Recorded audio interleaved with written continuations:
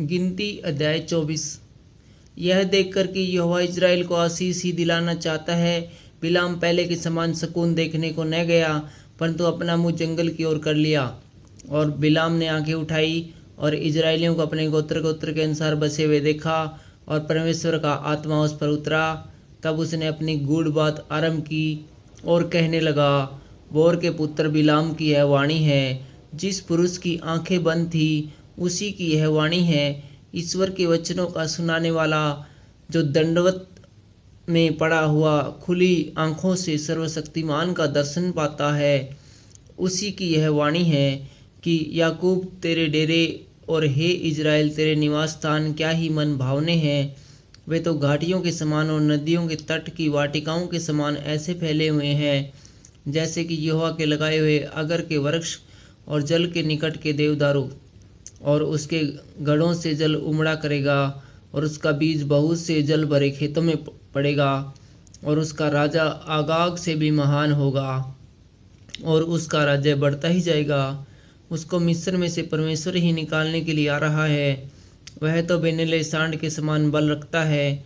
जाति जाति के लोग जो उसके द्रोही है, उसको वह खा जाएगा, और उसकी हड्डियों को टुकड़े टुकड़े करेगा, और अपने तीरों से उनको भेदेगा।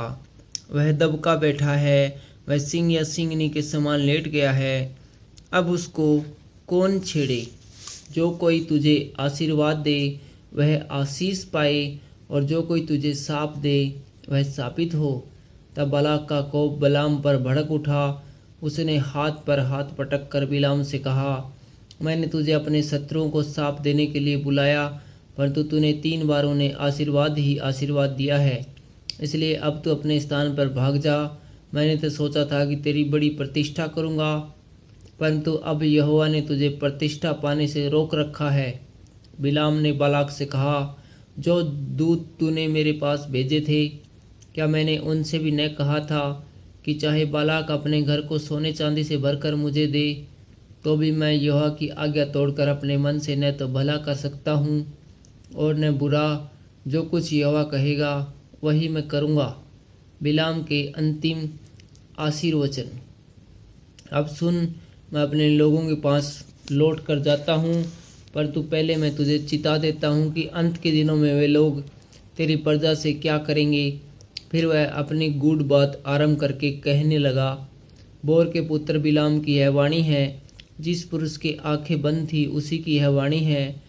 ईश्वर के वचनों का सुनाने वाला और परम प्रधान के ज्ञान का जानने वाला, जो दंडवत में पड़ा हुआ खुली हुई आँखों से सर्वशक्तिमान का दर्शन पाता है, उसी की यह वाणी है। मैं उसको देखूंगा तो सही, परंतु अभी नहीं। मैं उसको निहारूंगा तो सही, परंतु समीप होके नहीं। याकूब में से एक तारा उदय होगा, और इज़राइल में से एक राजदंड उठेगा, जो मोआब की सीमाओं को चूर कर देगा और सब दंगा करने वालों को गिरा देगा। तब एदोम और सैयर भी, जो उसके शत्रु है, उसके वश में पड़ेंगे, और इज़राइल वीरता दिखाता जाएगा। और याकूब ही में एक अधिपति आएगा जो प्रभुता करेगा, और नगर में से बचे हुओं का भी सत्यानाश करेगा। फिर उसने अमालेक पर दृष्टि करके अपनी गूढ़ बात आरंभ की और कहने लगा, अमालेक अन्य जातियों में श्रेष्ठ तो था, परंतु उसका अंत विनाश ही है। फिर उसने केनानियों पर दृष्टि करके अपनी गूढ़ बात आरंभ की और कहने लगा, तेरा निवास स्थान अति दृढ़ तो है, और तेरा बसारा चट्टान पर तो है, तो भी केन उजड़ जाएगा, और अंत में असुर तुझे बंदी बनाकर ले जाएगा। फिर उसने अपनी गूढ़ बात आरंभ की और कहने लगा, हाय जब ईश्वर यह करेगा, तब कौन जीवित बचेगा। तो भी कितियों के पास से जहाज वाले आकर अशूर को और एबोर को भी दुख देंगे, और अंत में उनका भी नाश हो जाएगा। तब बिलाल चल दिया और अपने स्थान पर लौट गया, और बालाक ने भी अपना मार्ग लिया। Thank you.